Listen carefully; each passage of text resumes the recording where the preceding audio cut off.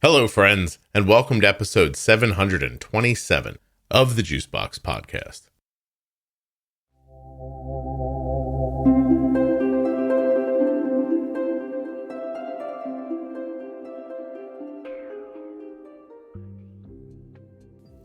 Welcome back to another episode of Bold Beginnings. Today, Jenny Smith and I will talk about the target that you're trying to keep your blood sugar in, that range that we're all hoping to stay in. While you're listening, please remember that nothing you hear on the Juicebox Podcast should be considered advice, medical or otherwise. Always consult a physician before making any changes to your healthcare plan or becoming bold with insulin. Hey, can I bother you to please go to t1dexchange.org/juicebox, join the registry, take the survey. That's all. Takes fewer than 10 minutes. You just need to be a U.S. resident who has type 1 diabetes or is the caregiver of someone with type 1. Head over there today. It's completely anonymous, absolutely HIPAA compliant, and all you need to do is complete the survey to help people living with type 1 diabetes. The Bold Beginnings series began back on episode 698, and there is a complete list of episodes available on my private Facebook page called Juicebox Podcast Type 1 Diabetes. It's up in the featured section. You should go take a look.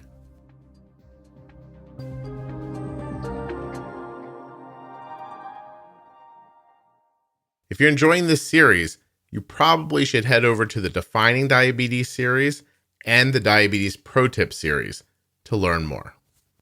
This episode of the Juicebox Podcast is sponsored by InPen from Medtronic Diabetes, and you can learn more about the InPen right now at inpentoday.com. I'm sorry I was late. I was changing a screaming pod, so it's no trouble at all. All the fun stuff of life. We're recording, so cool. Arden's Dexcom has been expiring at 11:30 p.m. for like 7 months, right? Like I don't know what happened. You know, we ended up changing it late. Is that like the 80 hour, like you let it go, or is that like the empty hour, or the Dexcom? Oh, you know what? Right. Dexcom, not the CGM. Oh, it's Dexcom, not the. Okay, I see. Yeah, so we ride that thing right till the end. Yeah, I do too. And every time we've changed it over the last 6-8 months, however long it's been now, I might have lost track. I walk to her, she texts me, whatever, and we look at each other, bleary-eyed, so tired, and I realize, like, oh God, I'm up for at least 2 more hours now, right? And I look at her and I go, the next time this is done, we're just going to change it a few hours earlier. She goes, that's a good idea. We should definitely do that, right? Yeah. This time, I set an alarm. I told my phone, basically, hey, Siri, in 9 days and blah, blah, blah hours, remind me to change. So yesterday afternoon, it goes off. We're like, oh, cool. We're going to finally do this. And then we forgot to. Because you turned the alarm off, right? I do that. I turn the alarm off and then I'm like, oh, what was that again that I was supposed to do 4 hours ago? We had a whole conversation about it yesterday afternoon. I was like, listen, let's change it around 5 o'clock. That's a good idea. We'll do that. And then next time we can adjust it into the 3 if we want, or to the 7 if we want. We'll decide, right? And she's like, yeah. 10:30 last night. I texted her. I feel bad. I just texted her the F word. She's like, what's wrong? And I was like, we didn't change our Dexcom. So we ended up doing it like 10:30 last night. Well, at least it was an hour earlier. Oh, Jenny, you're trying to make me feel better, but that's not going to help me. An hour is better than, you tried. I'm old. I can't be up that late anymore. It's not good for me. Oh, so Lord. Anyway, Yeah. Today, for the Bold Beginnings series, we're going to record the topic of range. So far, Jenny, I know it doesn't seem like it because being together is so delightful that it doesn't feel like time has passed at all. But we've recorded honeymoon, being diagnosed as an adult, terminology, which ended up being 2 episodes because it was long. There was lots in there. There was. We've recorded highs and lows, which basically is fear of insulin. We've recorded the 15-15 rule, long-acting insulin, and today we're going to do range, and maybe we can sneak in food choices if we have enough time. Cool. And that puts us only 1, 2, 3, 4, 5, 6, 7, 8, 9, 10, 11, 12. Just 14 more topics away from buttoning the series right up. So we're doing terrific. I know. As you said, not today's topic, but the food choices in my head right away flashed this like danger sign. Like, oh no, we're gonna totally make people hate us. It's fine. Right, because I'm like, oh, please don't hate me. We I think in one of the fear of insulin one, we drifted into it for 5 seconds, and even if we were talking about it there, I thought somebody's not going to like hearing this, but whatever. Right. But for right now, yeah, range is a nice, easy one. Great. Yeah, no one's going to be mad at us for talking about this, probably. Okay, so again, this series is for people who are newly diagnosed, and the way it began was we reached out to the Facebook group and said to them, what do you wish you knew in the beginning? And here are some of the responses that fit in this topic. What range to be or to shoot for was really hard to understand. It would have been easier to explain that they want him to run on the high side. So see, right away, this is interesting because we're getting a look into what doctors say, right? Apparently they wanted the kid to be higher, but the mom found the online world pretty quickly and decided that wasn't a good thing. So what does she say here? Okay. They wanted him to run higher as his body adjusts for a few weeks, was what she initially found out is what they meant. As they, but it probably wasn't explained that way. No, she's like, clearly what was going on is they wanted to figure out the doses, but none of that was communicated whatsoever. Correct. It was a poor communication. See, bad pod. Sorry, my noises are going off. I haven't heard that one in a while. No, I know my high alarm, which isn't really, I mean, it's not high. My high alarm is set for 1:30, so it's really not high, but it's just telling me clearly. Anyway, yeah. So, initially she should have been told, hey, this is what we're aiming for here. Because of these pieces, we aren't quite sure how sensitive your child is going to be once we introduce insulin and the body starts having like more normal looking blood sugars, the body starts responding or coming out of DKA or whatever, right? And then we're going to transition down to a healthier target range, right?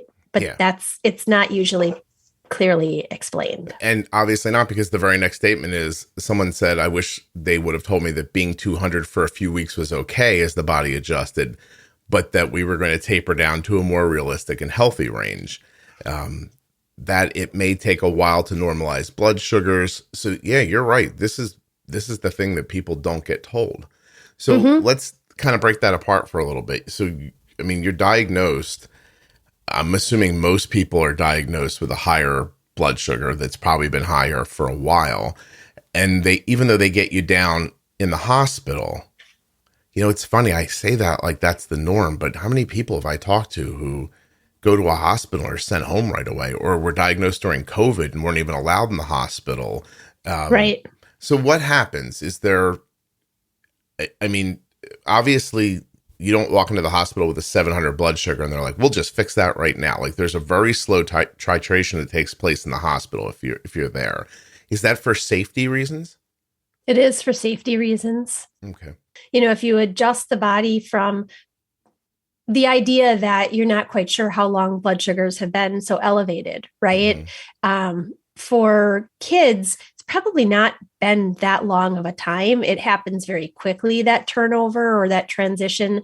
But there is a slow progression of beta cell loss. I mean, if you look at the research in the development of type 1, there is this progressive nature to actual diagnosis. But the high blood sugars aren't really until that very end point near diagnosis. But you still need to be very careful about bringing those blood sugars down because the body adapts pretty quickly to its new set range. Right. And if you've been running at 300 plus for a week or 2 weeks or 3 weeks, that needs to be certainly brought down slowly, not to the point of you're waiting 8 weeks to bring those high blood sugars down. But in the hospital, if you have had a chance to have an inpatient stay or a closely followed outpatient, diagnosis and collaborative work with a healthcare team, they will still try to really bring things down slowly because, again, once you add insulin into the picture via injection, Mm-hmm. whatever betas may be left, actually they get a little bit of a rest. And then that, we've talked about honeymoon already. Yeah. That honeymoon could kind of come back into the picture. Right. So they do have to be very careful. Yeah. And I'm assuming that the wider range is because of that partially, and because of also partially, they're not sure if you're going to get home and get a little, rejuvenation out of those beta cells. And suddenly they don't want to tell you it's 1 unit for 10 carbs and then get you home and find out that, it's a half a unit for 10 carbs because you're getting some help from your pancreas. Right. So that's the one half of the reason why they would show you a wider range with a higher ceiling. But the other one could be they just don't know yet, right? Like they're not sure what's going to happen. And, correct. Right. And so this person here says, one of the most useful things that I learned from the podcast was that I didn't have to accept these out of range spikes at meals, just because she had diabetes, that I could make adjustments to flatten those lines, etc. So I'm going to hold half of her thought there.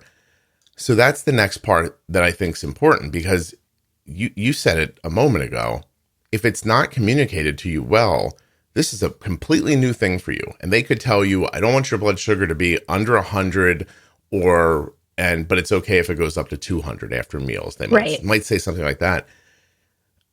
I say this all the time. Like, if you don't give more context to your statements in the beginning when you're teaching something to somebody, they're going to assume that's the rule forever. And that is what we see with people, is that the people who don't make it online, the people who don't find somebody to talk to, just assume, it's 100 to 200. And these are people you'll hear from that have had diabetes for 3 or 4 years, who are treating low blood sugars, air quotes, at 110 because they're trying not to go under 100. And it just skews your way of thinking about it forever. Absolutely. And what you learn in many things, not just diabetes, but it definitely makes sense when I'm talking about a health condition that's so dramatically impacting right now and kind of forever.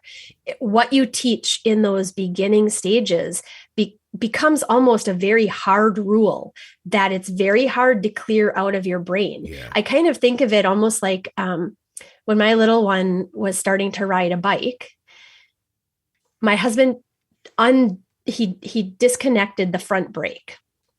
Okay. And he taught my son, the reason was because he didn't want him squeezing as hard as he was. I mean, he was like 4 years old, right? And he explained, I don't want you flipping over the front. Well, now he still doesn't like that front brake connected, because he was taught that he could have an accident in which he flies over the front bars, right? But that was what he learned initially. And it's hard to unteach. I also think that with people with diabetes, you see that with where they wear their devices. Like the first place they put it is the place they think it belongs, and that happens to kids a lot too. It still happens to Arden. I moved Arden's Dexcom for her yesterday, as we were talking about in the beginning, which I think will be in the episode. And she wears them on her hips. That's it. Uh-huh. And I put it on and she goes, that's too high. And I'm looking, I'm like, it looks fine to me. You know what I mean? And if it was higher than the last time it was there, it was by a half an inch, you know what I mean? Right. But she acted like, and she's pretty reasonable. She's like, that's like wrong. It was on her forehead instead of. She's like, what are you doing? It's under my arm. Like it was. And so it's just in her head. That's where it goes, I think. Mm-hmm. Okay. So back to this lady's point about, I wish I would have known that the blood sugars don't have to spike up after meals. She also says on the flip side, I would have liked to have known that lows weren't a thing that happened. Her main message here is she left the hospital believing spikes and lows were part of it. And were going to be what she should see. Yeah. Yeah. It's funny. Her description, it's not well written. I'm sorry to the person who wrote it, but because reading it's not going to help you much is why I'm picking through it. But the intent of this statement is, it's almost like she's in a bad relationship, but somebody told her this is what it's like to be married, so you just have to deal with it. Like, so right. It's interesting. And that's too bad. Yeah. Right. Like I mean, way back in the Pro Tip series, I said all the time, and I haven't said it enough lately, but it's my least favorite part about diabetes is when people get caught in a situation where they find themselves saying, well, that's just diabetes. That's how it happens. You can't avoid that. And you can. And she's like, I wish someone would have told me that it was possible. Even if I wouldn't have been able to do it right away, the knowledge that it was on the horizon would have been a nice idea. Right. Absolutely. Now, I think the reason people don't get told that is that many times they're with physicians who don't know how to stop spikes and highs, and that's why you don't get told it's possible to fix. Well, and I think when you're talking about range too, range is something that will evolve, so to speak, as you become more comfortable, and comfort comes from learning more and experimenting more and paying attention to what happens for yourself or your child or the person that you're helping to care for. So that range may tighten and be different than when you were first diagnosed, or even different than when you were 6 months out from diagnosis, right? And they may shift through life or through each variable. You might have different ranges that you're aiming for. So I don't think that there's not a hard and fast range. Right. No, I imagine that you probably talk to people who are elderly people. You probably start shooting for a wider range, and that makes sense too. And younger kids who, I don't know, run around a lot during the day and, get bursts of exercise that you don't expect. You might have a different range for them, but none of that changes the goal.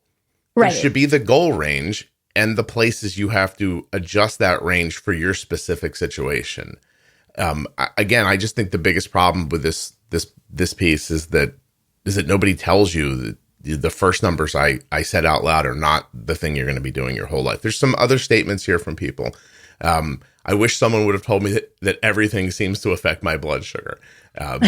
So I think the Variables series does a good job of shining a light on that. If you want to know about some things that can impact your blood sugar that no one at the hospital or a doctor's office might bring up. The next statement is, I would have liked to have known what main factors can increase or decrease the need for insulin. And then, you know what I mean? So food. Again, there's variables. That's certainly relative to the variables too. But I think that it shines a light on the, all carbs aren't created equal idea. Yes. Because in the beginning, when you're told that formula, which is what the next statement's about. I'm trying to lead into that. And then one day you eat, I don't know, it doesn't matter, French fries. The next day you eat a salad that has some carbs in it, and it doesn't work out the same way. It fries your brain. You're just like, wait, yes. it was 12 carbs. They were both 12 carbs. Right. And then you start saying silly things like, I did the exact same thing today that I did yesterday, and it didn't work, except you didn't see all the variables, and it really wasn't the exact same thing. Right. So this person says, what do those numbers and that correction formula even mean? My son was diagnosed, and we were sent home with a mathematical formula. We're told to follow it daily, but I still don't know what the numbers are even referring to. And Jenny, as you know, that feeling is what spawned my blog and this podcast. So do you know what formula she's talking about?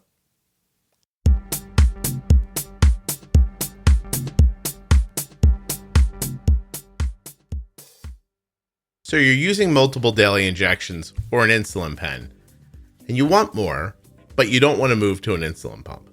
That's okay, because the option of the InPen from Medtronic Diabetes might be the perfect solution for you. The InPen is an insulin pen, but it does more, because it connects to the app that gives you your current glucose readings, meal history, dose history, activity log, dosing calculator, active insulin remaining, glucose history, and reports for you or your doctors to look at. Doesn't that sound like a lot of good information to have right there on your smartphone? I think it is too.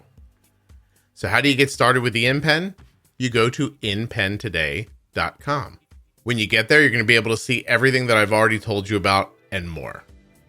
Not only that, but if you'd like to talk to somebody about the InPen, right? If you'd like to schedule an online healthcare provider visit, you can actually do that at my link.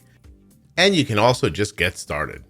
InPenToday.com. If you'd like to see how the dosing calculator works, there's a video there. You can click on it and watch it. I just clicked on it now. but I'm not going to watch it because I've seen it already. Plus, you wouldn't be able to see it. Anyway, to go learn more about the dosing calculator, dosing reminders, carb counting support, and the digital logbook, head over there and watch the videos. You may even be eligible, right? It's possible.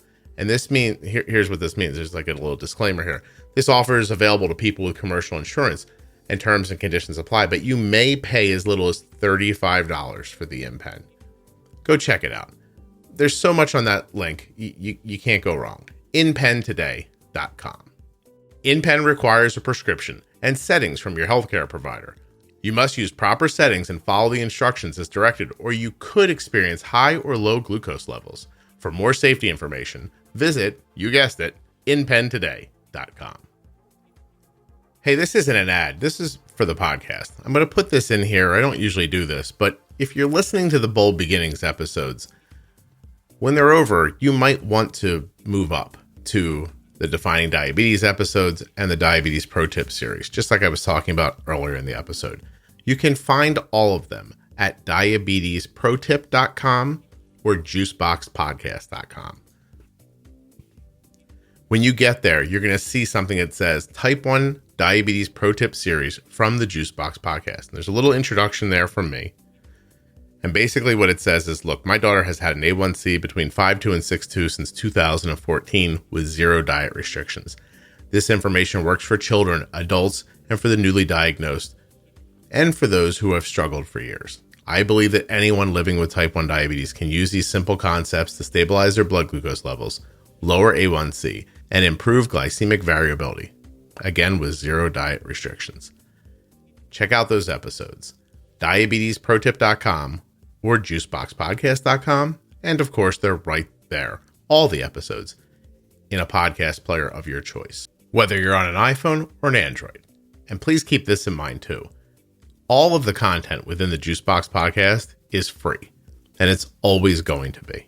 There's no need to pay for this information. I just want you guys to be as healthy as possible. Support the podcast in any way you can through the advertisers, filling out the survey at the T1D Exchange, or just telling somebody else about the show. When you support the show, the content keeps coming and it stays free.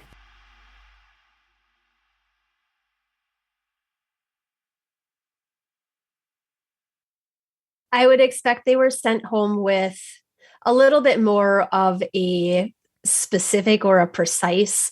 I wouldn't necessarily call this a sliding scale. That's more of a hard and fast. If your blood sugar's in this range, take this many units of insulin, right? Yeah. Where this gives a little bit more precision because that formula gives you a way to calculate a dose just for correction insulin when blood sugar is high. So they will give you a target blood sugar. So your formula should say current blood sugar, meaning where it is right now, whether it's from a finger stick or from your CGM, your current value right now. Right. And then you're going to subtract from that your target. Mm-hmm. So if they told you to target 150, great. You're going to subtract your current 250 blood sugar. And then you're going to take away the 150 target, which leaves you 100. Right. Uh-huh. But that number looks odd until you factor in what they've given you, and it's called a correction factor. Mm-hmm. The correction factor is how many points 1 unit of insulin, or for some little kids, they might have said how many points a half a unit of insulin may drop your blood sugar, right? So let's say your correction factor that you've been given in this formula, target blood sugar 150, correction factor is 100. Mm-hmm. So you're going to take 100. If you had a 300 blood sugar and you would subtract 150, which is your target, which would leave you with 150. Correct. But in your thing, you need what?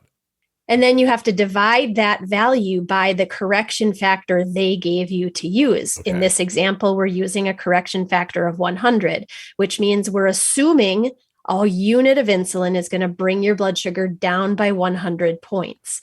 So 150 divided by 100 gives you how many units to take. And that would be 1.5. 1.5 units, right? Exactly. Based on all of that. And then the problem is it all seems so like specific. And then when it doesn't work, you're like, it's impossible. I've got this mathematical formula that they gave me. All the people in the white coats were like, here's what you do. And they explained it, hopefully the way Jenny did, which was very clear. But they don't tell you something in this example, like when your blood sugar is really elevated, you may need more insulin, right? And then you could, if it's right after you finish playing 3 hours of soccer in, the field with your child during a tournament, and now you're correcting a blood sugar that's too high. Mm-hmm. Well, activity is the variable in the picture now. So you may use this formula and you may see a really dramatic drop in blood sugar and think, well, gosh, it usually works. Maybe something's changed, and nothing's changed. It's the fact that there's now exercise in the picture that makes the insulin work better. So these formulas are a place to start. Right. And they do need some adjustment pretty soon after initial diagnosis. I've also found over the years that having a CGM, Arden has a Dexcom, that it takes away, I don't think about the range as much anymore. As I think about like rolling like gentle lines. Yes. Right? That's more how my brain thinks about it now. Instead of like, I'm trying to stay under this number or stay over that number, I just think I'm really trying for there not to be any sharp falls or sharp peaks, and to stay, I don't know. Like I don't even think of them as numbers. I think them as lines. Right. You know what I mean? It's exactly. It's almost like the sky and sort of the ground, if you will. Mm-hmm. And you have this range that you're trying to fly like a glider plane through. And you want this nice gentle rolling effect rather than these big like roller coasters is not what you want. It's also really interesting how a visual representation of it changes your feeling about it. Because, if your high alarm just went off at 1:30, Arden's high alarm is 1:30 on her phone. And it's 1:20 on mine, so that I can react a little quicker to if in case I have to find her somewhere or something. But it's funny that when you look at it visually, you're like, oh my God, what's this crazy spike here? And then you go back and realize it went up to 1:20. Right. Because it visually looks like a crazy spike, but that almost trains your mind to work within the range that you've set up. Anyway, correct. Yeah, if you're lucky enough to get a CGM, you'll see what I mean. Last thing here for range. Someone says the quicker that you can learn about your glycemic sensitivity and insulin sensitivity, the quicker you can use that information to make broader changes. And this does really affect your time and range. So I'm guessing, we've already talked about this, right? But they probably were eating some foods that hit a lot harder than their ratios, their insulin ratios could handle. Right. All right. So find that in an episode called Food Choices. That's either out now or will be out very soon, depending on when you're hearing this. Yay. All right, Jenny, take a deep breath. We're going to do the food choices now. Fantastic. Yay. There's so much here too. I am quite sure you got the gamut from one side to the other. And some of it, I think it's interesting what you texted to me the other day, because some people are so quick to latch on to one nutrient being the end all be all of this is what solved it for me.